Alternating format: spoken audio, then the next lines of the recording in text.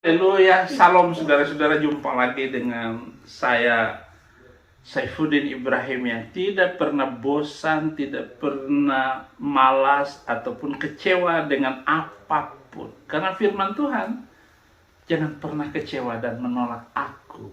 Jadi itu pegangan saya sehingga apapun yang terjadi, kita tetap sukacita. Saudara, kematian seorang pemimpin ini menjadi topik khutbah saya. Ibrani 11 ayat 27 sampai 29 demikian. Karena iman maka ia telah meninggalkan Mesir dengan tidak takut akan murka raja. Ia bertahan sama seperti ia melihat apa yang tidak kelihatan. Karena iman maka ia mengadakan Paskah dan pemercikan darah, supaya pembinasa anak-anak sulung jangan menyentuh mereka. Karena iman, maka mereka telah melintasi Laut Merah sama seperti melintasi tanah kering. Sedangkan orang-orang Mesir tenggelam ketika mereka mencobanya. Seorang menjadi hebat di hadapan Allah tidak ditentukan oleh sesuatu di luar dirinya, tetapi apa yang ada di dalam dirinya itu. Sikap hati dan pikiran terhadap Allah sama dan dirinya. Sikap hati dan pikiran ditentukan oleh iman kita. Dalam kitab Ibrani pasal 11 didaftarkan nama-nama orang yang hebat yang karena iman mereka melakukan hal-hal hebat bagi Allah dan sesama. Bahkan mereka rela menderita dan mati dibunuh. Di antara para tokoh itu ada Musa yang rela berkorban demi imannya. Yang perlu kita sorot adalah kematiannya sebagai seorang pemimpin besar. Tanpa Musa kita tidak tahu sejarah. Maka sejarah nabi-nabi mulai dari Adam, Nuh, sampai kepada Yusuf di kitab Kejadian. Hanya Musa. Dan untung ada orang seperti ini. Kita tidak pernah tahu cerita itu. Itu sebabnya dia adalah pemimpin besar. Bagaimana kelahiran dari pemimpin seorang besar? Dia lahir dengan susah payah. Ia lahir dari keluarga yang taat pada Tuhan. Ibrani 11 ayat 23. Karena iman maka Musa setelah ia lahir disembunyikan selama 3 bulan oleh orang tuanya. Karena mereka melihat bahwa anak itu elok rupanya. Dan mereka tidak takut akan perintah raja. Jadi seorang ibu yang berani menyembunyikan anak 3 bulan. Sehingga tidak kedengaran suaranya. Ketika anak itu teriak-teriak. Karena anak kecil begitu lahir itu kan susah.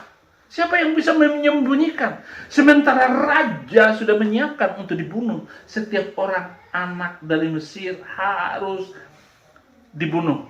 Turunan Israel itu. Ia lahir dalam masa kesukaran besar. Keluaran 11 ayat 11. Keluaran 1 ayat 11 sampai 16. Sebab itu pengawas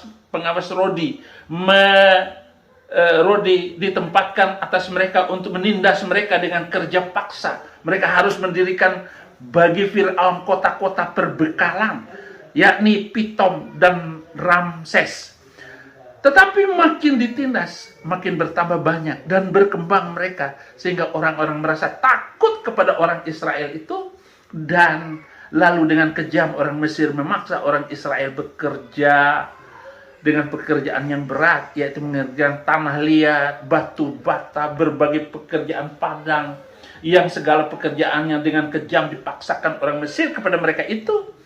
Raja Mesir juga memerintahkan kepada bidan-bidannya menolong perempuan Ibrani, seorang bernama Sifra dan yang lain bernama Pua. Katanya, apabila kamu menolong perempuan Ibrani pada waktu bersalin, kamu harus memperhatikan waktu anak itu lahir. Jika anak laki-laki, kamu harus membunuhnya.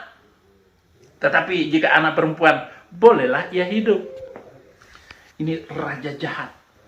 Ini adalah pemimpin yang tidak patut untuk diikuti. Ya, pemimpin Indonesia juga perempuan dikirim ke Arab Saudi. Bekerja dengan Tuan Putri, malam kerja dengan Tuan Putra. Siang makan nasi, malam minum susu. Jahat sekali mentalitas seperti ini, saudara-saudara. Ia lahir dengan tujuan. Jadi seorang pemimpin itu lahir dengan sebuah tujuan yang jelas. Keluaran 2 ayat 10. Ketika anak itu telah besar, dibawanyalah kepada putri Fir'aun yang mengangkatnya menjadi anaknya dan menamanya Musa. Sebab katanya, karena aku telah menariknya dari air. Saudara, yang kedua, pilihan dari pemimpin yang besar. Seorang pemimpin memilih tidak diperhamba oleh orang Mesir. Ibrani 11 ayat 25, karena ia lebih suka menderita sengsara dengan umat Allah daripada untuk sementara menikmati kesenangan dalam dosa. Tidak dia acukan semuanya itu. Kenikmatan kehidupan dunia tidak membuat dia tergiur sedikit pun. Tetapi saudara-saudara, daripada diperhamba oleh itu, lebih baik menderita dan lebih baik susah. Kalau saya boleh susah sekarang ini, nanti akan diceritakan oleh anak cucu saya bahwa Saifuddin Ibrahim sudah pernah menderita karena memperjuangkan kebenaran, kebaikan, dan keadilan. Ia memilih untuk menderita bagi Allah. Jadi dia tidak peduli dengan apapun. Disiksa dengan apapun. Kecil itu memang sakit badan hanya sementara. Tapi kenikmatan yang luar biasa. Firman Tuhan berkata, penderitaanmu di dunia ini tidak seberapa dibandingkan kemuliaan yang Tuhan siapkan nanti. Haleluya. Ia memilih untuk hidup dengan iman. Ibrani 11 ayat 27, karena iman maka ia meninggalkan Mesir dengan tidak takut akan murka raja. Jadi Musa meninggalkan Mesir setelah besar karena dia membunuh. Jadi Musa itu pembunuh. Dia itu juga dikejar-kejar. Dia itu adalah pemberontakan itu sendiri karena dia tidak suka melakukan kejahatan-kejahatan, kebohongan-kebohongan, tipu-tipu. Itu tidak ada di dalam hatinya Musa. Dan dia meninggalkan, ia bertahan sama seperti ia melihat apa yang tidak kelihatan. Karena iman maka ia mengadakan Paskah dan pemercikan darah supaya pembinasa anak-anak sulung jangan menyentuh mereka. Jadi kejahatan dunia ini luar biasa, mencari anak sulung untuk dihabiskan dan dibunuh. Anak sulung biasanya dikejar-kejar oleh sakit penyakit, oleh penderitaan, oleh kebangkrutan, oleh pemimpin itu sendiri. Nah, saya sudah menjadi anak sulung. Sulung dari yang sulung karena saya percaya kepada Yesus. Maka mereka benci dengan Saifuddin Ibrahim. Ya, saya bukan membesar-besarkan diri. Ini hanya menerangkan cerita. Bukan saya supaya membesarkan Tuhan Yesus Kristus. Kita sembunyi di belakang nama Yesus Kristus.